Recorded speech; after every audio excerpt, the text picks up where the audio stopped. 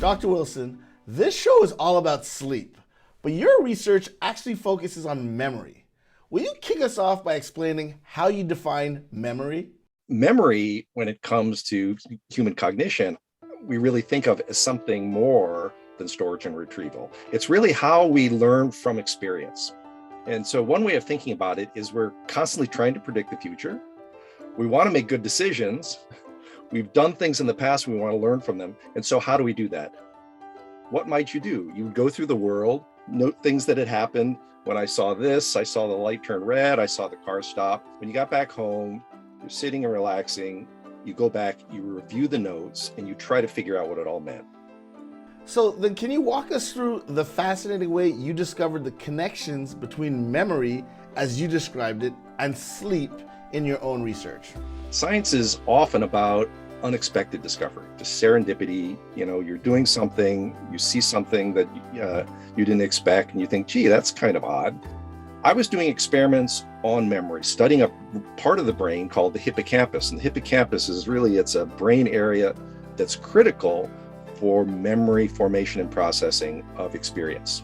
So I was interested in figuring out, well, what's going on in the hippocampus when rats are forming memories of space. And what that means is putting a rat in a little maze, having the rat run around, and then recording brain activity in the rats as they do this to try to see what a memory looks like.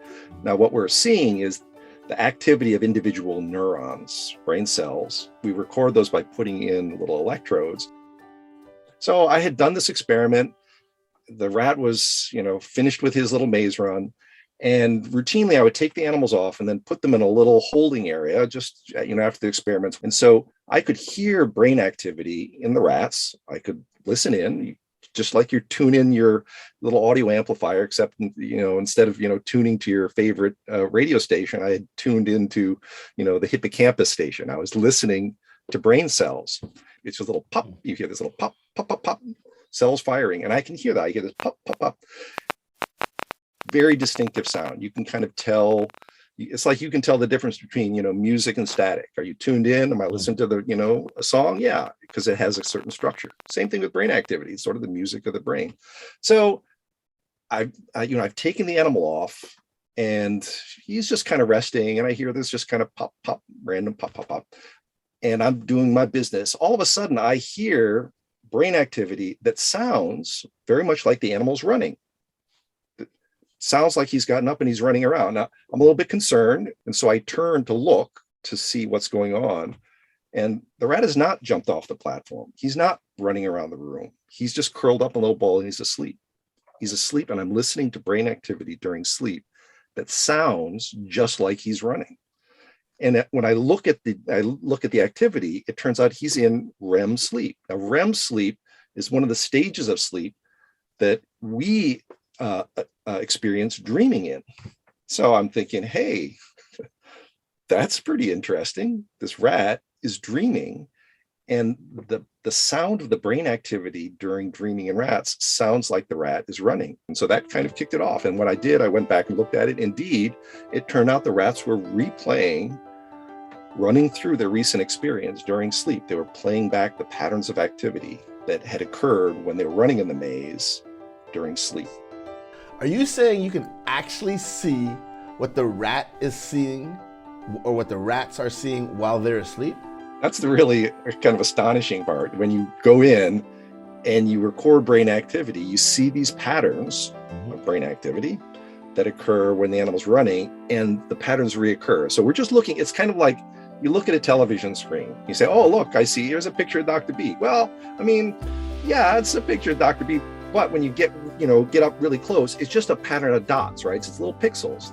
So it's just kind of the pattern of pixels turning on and off.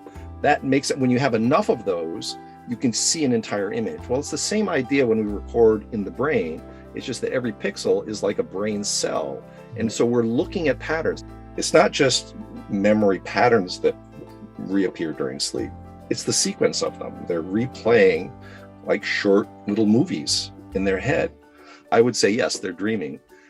And we can reconstruct or figure out what it is they're dreaming about, and even what is it that they're actually seeing while they're experiencing these dreams. So it's really it's just sort of the marvel of the brain that it produces these patterns that we can go in and decipher or decode.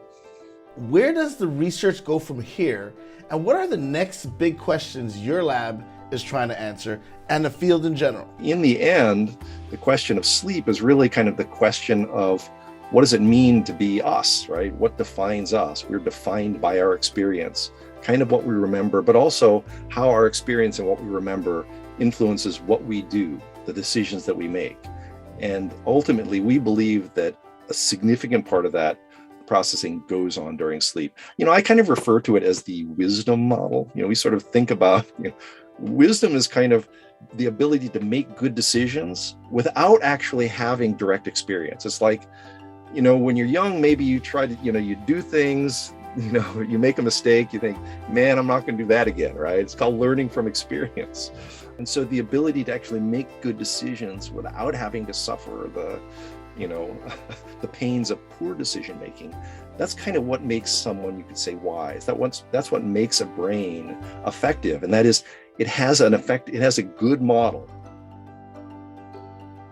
That's what sleep, in a sense, is trying to do. And so you could say, where am I going? Where's the research going? Where's the field going? It's ultimately trying to figure out and understand how we gain wisdom, how the brain ultimately is able to build these models that, are able to make good decisions in the world.